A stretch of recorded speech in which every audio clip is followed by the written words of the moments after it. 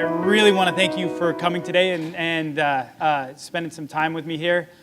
I know that there's a ton of information, and this whole men having babies thing is like information that's kind of, given to you in large quantity.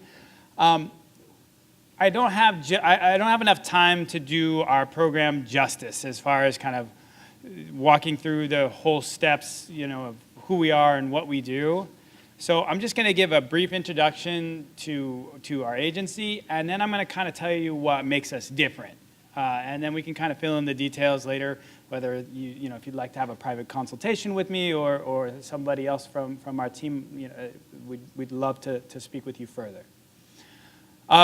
So to start with a brief introduction, the story of the agency really starts 24 years ago with my father, John Challey, who started practicing adoption law in Portland, Oregon.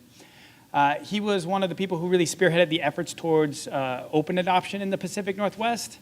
The reason I bring that up is it has really informed how we've always approached surrogacy as far as believing in, although they are complicated, those relationships between intended parents and surrogates. The co-founder of the agency is my stepmom, Sandy Hodson, probably the brains behind the operation as well. And she's also been an adoption and IVF attorney for about 27 years, an attorney longer than that. They started our agency 24 years ago. So we have been doing this for a very long time. We are one of the oldest and most well-established agencies in the U.S. Depending on how you look at it, it might not have been the best idea, or maybe it was just ahead of its time, but this stuff was harder to do in the 90s.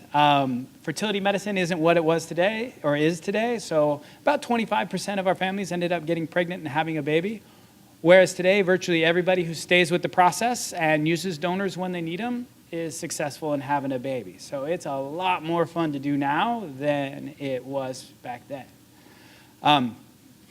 Skipping forward to more recent times, we had 227 babies born through our program last year. We're working with families from all over the U.S. and all over the world, so in 30 different countries. We have 35 staff members in 3 different offices. So the main office is in Portland, Oregon, where we still have an associated law firm that's housed in the same building. Wonderful thing about that law firm is it works with families and surrogates from our program, but also those that work with others. So we kind of get to learn from those other folks what they're doing well and also what we might want to avoid. The other staff members are a combination of surrogate recruiters, case managers, trust account managers. My brother works with us as well. He's the general manager in the Portland office. So it is very much a family-owned and operated enterprise. With mostly that's a beautiful thing, sometimes a little complicated. We just opened an office in Seattle, Washington. We're super excited about the legal change in the state of Washington, where they are now allowing for compensated surrogacy. We only recruit surrogates from Oregon, Washington, California, and the state of Colorado. So we find that by keeping it regional, we reduce risks. So there's lots of other places where surrogacy is legal, but every time you add a state, you add new judges, you add new insurance policies, you add a new legal process. So by keeping it to those 4 places and concentrated, we find that that works out better for most people most of the time. We also have a office here in San Francisco, so just in South Beach, but not too far away from the ballpark. There's more to us than that, but that'll kind of give you the sense of the who we are part. As far as what we are doing, we are an agency that pre-screens surrogates before we ever introduce them to intended parents.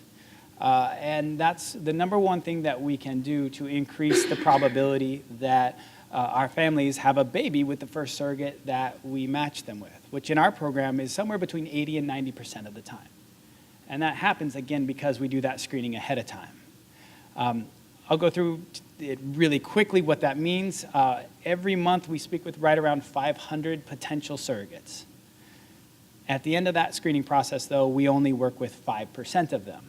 So it's relatively easy to find somebody who's interested in becoming a surrogate, but finding somebody who's capable, qualified, and dedicated enough to the process to become a surrogate is really kind of a different category of surrogate altogether, a person altogether. So we do everything from a series of interviews with the surrogate and her partner, criminal and civil background checks on the surrogate, her partner, any adult that lives in the household with her. We do a psychological evaluation on the surrogate, her partner meeting with a psychologist as well. We are going to collect the medical records from the surrogate's previous pregnancies and births. One of our partner clinics or other fertility professionals are going to review those records ahead of time. Even if you don't work with one of those clinics, the likelihood that your clinic also approves of those records is really high. We're looking into things like medical insurance, history of drugs and alcohol use, nicotine as well, access to appropriate transportation, BMI, the surrogate's insurance. So there's lots of smaller pieces to that. About the only thing that we do after you're matched is a home visit by a social worker, and that's to verify what we think we already know, which is that the surrogate's home is an appropriate and, most importantly, safe place for any pregnancy to take place. So we do that matching process ahead of time.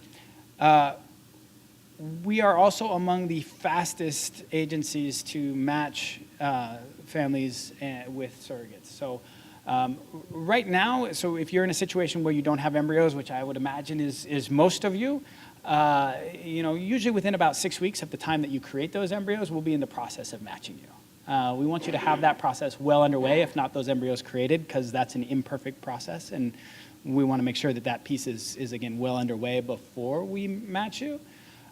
So for most families, that means between 3 and 6 months as far as the time to receive a profile and get into that matching process. Those times are, of course, dynamic. They do change, but we're feeling pretty excited about that at the moment. I think that the next thing that I want to talk about is medical insurance. So when we look at the goals that we have, one of them is increasing the probability that the first surrogate that we match you with, again, that match leads to a pregnancy or birth, again, 80 to 90% of the time. The second thing is reducing risks, whether those are financial risks, legal risks, or medical risks. One of the things that we do different than everybody else is that we use what I would call regular medical insurance. So those are typically those insurance policies that are compliant with the Affordable Care Act. So we screen surrogates' medical insurance, what their policies they have as they're coming into our program. In about 80% of circumstances, that means we have to either change the surrogate's medical insurance or purchase an additional policy for her. You're going to pay for that policy plus the deductibles and all those other pieces of that. But the other thing that makes us fairly unique is that this year we purchased over 160 medical insurance policies during open enrollment, so that when those surrogates did finish their screening process, so these are surrogates that are not yet matched with intended parents. So when they finish their screening early in the year, they would already have a surrogacy-friendly medical insurance policy in place, so that therefore they wouldn't have to wait until the end of the year or November to get one of those policies. There are other options. None of them seem quite as ideal. Certainly there's other costs involved in some of the other options that are available. So that reduces risks for you guys. It also makes things move more quickly for more people more of the time. We also do some work piecing together, because those 160 policies won't get us through the entire year, but as the year progresses, those policies also become less important, and we've got some other solutions for that. We have an associated law firm, as I was saying. That law firm works with families who are doing parentage proceedings with surrogates from the state of Oregon. They may be doing that work in Washington as well with the change of the new law. That law firm has done over 4,000 parentage proceedings when you count the adoption practice and the surrogacy practice. And they have never had one of those, as far as surrogacy is concerned, those parentage proceedings delayed or denied for any of our families, period. So that part, we have a very high confidence in our ability to do that work. We've also had 100% of our families who are working with other attorneys, which they're free to do, and sometimes is a better scenario. be successful in establishing that they're the parents of the child. So that part we have a great deal of confidence in our ability to do. So there's a lot more to it than that. I want to see if any of you have questions for me. Yeah. Mm.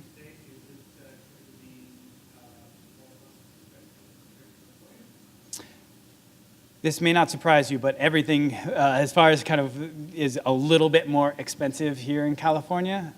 So we're anticipating that it will be more similar to what we see in Oregon. You know, the dynamics are pretty close.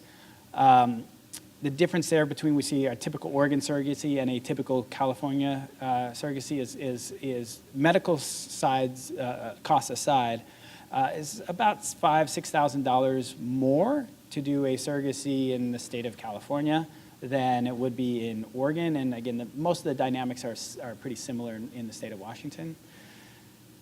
I mean, a cup of Blue Bottle coffee is delicious, but it is $5 or $6, so it can be expensive. That's a great question. Other questions? Yeah. You mentioned that out of 500 where do you see the most famous? What piece of the That's a great question. So some of it is relatively easy. So maybe a surrogate lives in the wrong state. There's issues around BMI, for example, smoking or drinking during a pregnancy. Some of these things that would kind of automatically disqualify a surrogate.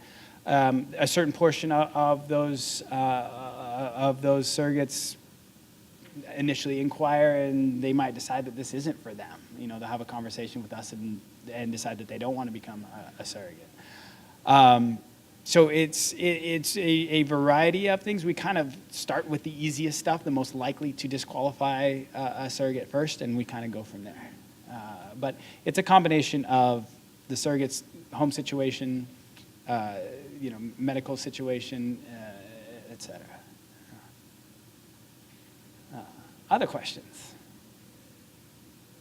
Yeah.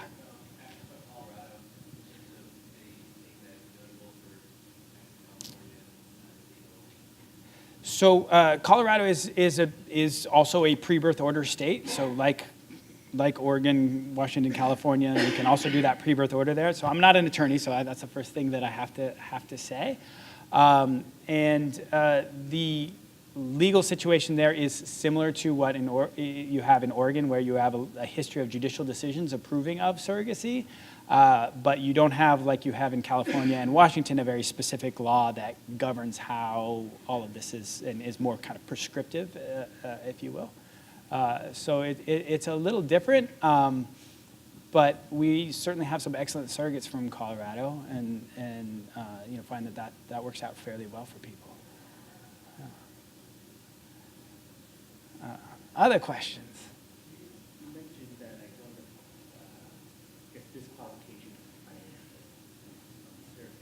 What do you mean by that? So as far as more about the surrogate's life, so we typically, the surrogate's financial situation can certainly affect all this.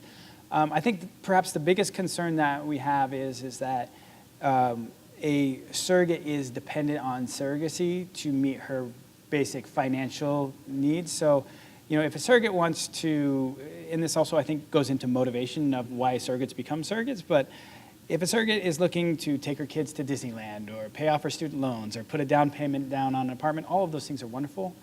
But if they're looking at surrogacy as a way of kind of paying their rent, putting food on the table, usually we don't find that to be a kind of healthy situation for either party. So that's kind of what we're looking at, but yeah.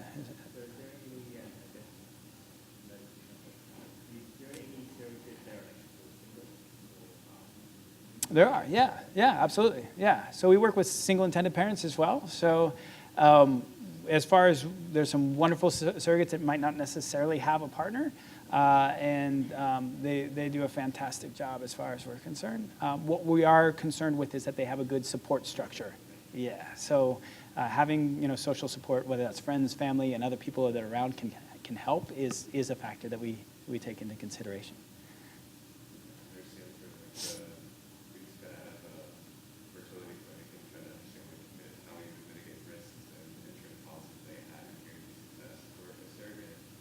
When we find a surrogate that matches us, as an example, and they go to a fertility clinic and they do like a uterus exam and they're like, actually, she's mentally a great match, for you, but her uterus isn't or something. Mm-hmm. Is there like a policy in place that's like, it's okay, we're guarantee you, we're going to match you with somebody that your fertility doctor will approve?